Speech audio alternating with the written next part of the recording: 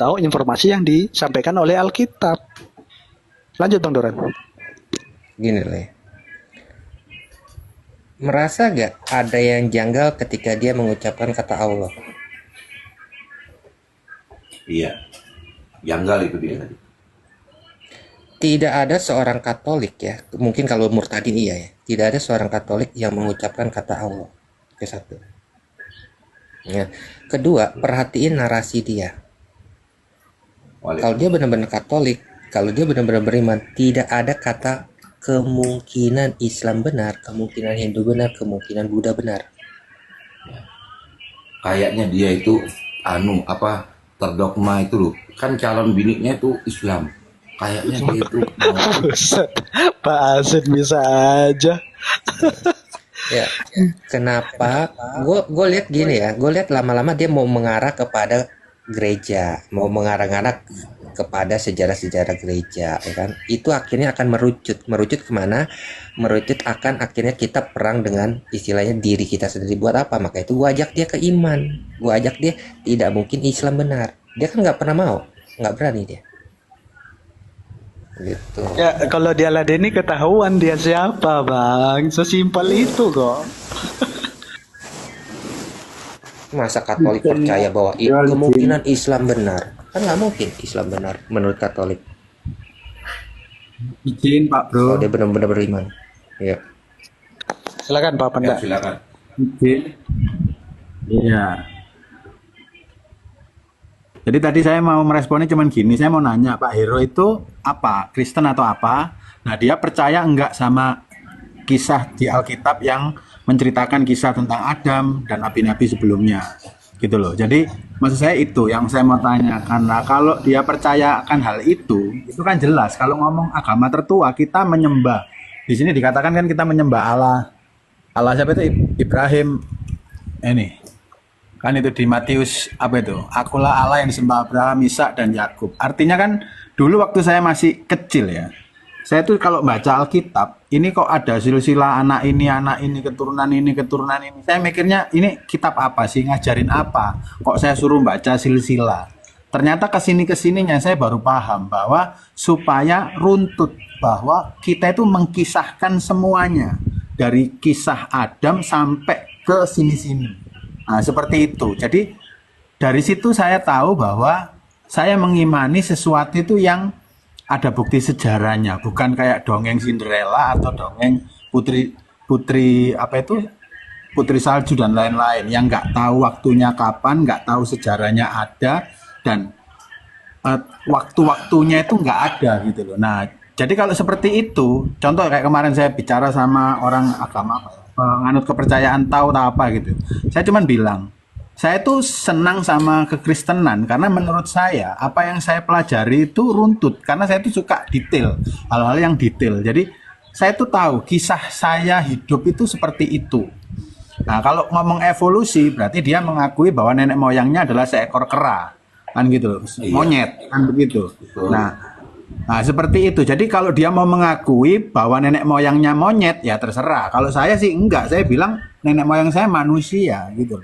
Betul. Nenek moyang saya ya orang yang beradab, orang yang pandai, orang yang pintar di zamannya. Ya kan? Di zaman Nuh sudah bisa bikin bahtera semacam itu dan seterusnya dan seterusnya. Nah, soal penyebaran agama, kalau menurut saya, kalau kita mengimani akulah Allah yang disembah Abraham, Ishak dan Yakub, bisa jadi seperti halnya saya kemarin ngomong sama Pak Sair berdarah bahwa ajaran kekristenan itu masuk melalui siapa? Itu malah Kiai Sadrak, Kiai Tunggul Wulung dan lain sebagainya. Artinya bahwa kekristenan itu ya masuk dari keturunan-keturunan yang ada sebelum-sebelumnya yang dia pergi ke Asia, keturunannya Nuh yang ke Asia, keturunannya yang mana, nah, seperti itu.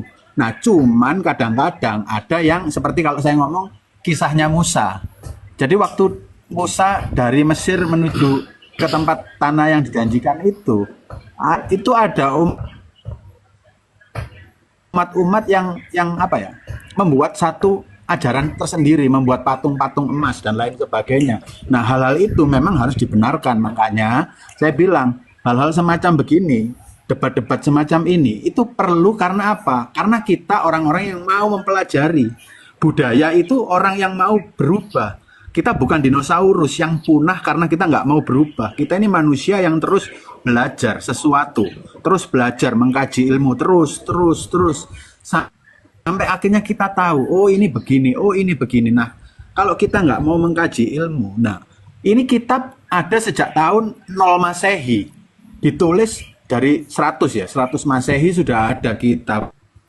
Bahkan sebelumnya di kisah-kisah Yesus membaca kitab perjanjian-perjanjian lama dan lain sebagainya itu sebelum Masehi, gitu loh. Nah itu kita terus bisa belajar seperti itu. Nah kalau orang itu nggak percaya sama, kalau dia menganggap bahwa Hindu itu benar, Buddha itu benar, agama-agama yang lainnya benar, ya terserah. Kalau saya kembali, saya sudah ngomong, saya bahkan ditanya seorang kiai, saya ngomong pada Pak mau pindah Islam, saya bilang enggak, karena menurut saya agama saya ini setelah saya baca itu menurut saya baik buat kehidupan nyata di dunia maupun enggak tahu nanti akhirnya. Yang jelas saya mempercayai hidup di dunia aja saya enak gitu loh, saya nyaman. Kenapa? Satu yaitu tadi contoh, kami tidak kawin mengawin, kami satu menikah sekali sampai maut memisahkan kita. Saya nggak pernah dengar tuh teman-teman saya yang dari kita kalau ngomong 10 itu cerita kalau ini habis cerai, ini kawin cerai enggak. Tapi kalau saya reuni di sekolah saya, karena saya sekolah negeri, itu tiap kali reuni itu selalu ada, Pak ini jandanya bertambah. Saya tanya, kenapa kamu kok janda? Suamiku nikah lagi, aku nggak mau dimadu, maka aku minta cerai. Itu terus gitu loh. Jadi saya kadang-kadang kalau melihat kalian ini lucu gitu loh. Kalian ini sudah sejak kecil sampai dewasa itu masuk di iman percayamu itu, dan kamu tahu hukum itu boleh. Nah kalau kamu udah tahu hukum itu boleh dan kamu setelah itu menikah dan pasanganmu setelah itu memilih untuk poligami, kenapa kamu shock? Kenapa kamu kaget? Kamu kayak orang ODGJ yang nggak sadar aturan di agamamu itu memperbolehkan, tapi kamu setelah itu kayak orang munafik gitu loh. Ketika dia mau menikah lagi, kamu memilih cerai. Nah itu lucu gitu loh. Makanya saya sendiri ngomong, ketika saya ditawari, saya nggak bisa. Saya ini seorang bapak yang kebetulan sama Tuhan dianugerahi anak itu 3-3-nya cewek. Saya nggak tega nanti kalau anak saya pulang ke rumah nangis. Loh kenapa kok nangis, Nduk? Ini Pak, suami saya nikah lagi. Waduh, sedih. Dia sedih, saya sedih. Wong saya manusia. Ya jelas saya punya rasa kemanusiaan. Kalau anak saya sedih, pasti saya sedih. Nanti anak kedua saya juga gitu. Loh, Nduk, kenapa kok pulang lagi ke rumah? Nangis. Suami saya nikah lagi gitu. Terus sampai 4 kali, 3-3-nya. Saya yakin umur saya nggak akan panjang. Setruk cepat saya. Mikir anak saya sedih, terus saya nangis. Nggak siap saya sama itu. Makanya saya kalau tanya Pak Yai, sudah lah Pak. Betul, Pak. Kalau sebagai laki-laki, sebenarnya saya seneng jadi Islam Pak. Karena Islam saya bisa itu kawin tukang terus. kawin. Betul. Nah, Kawin itu. Islam itu. Iya. Nah itu loh. Makanya maksud saya gini loh. Disadari masing-masing. Kalau memang hal itu baik menurut kalian, ya silakan jalani. Menurut saya nggak baik.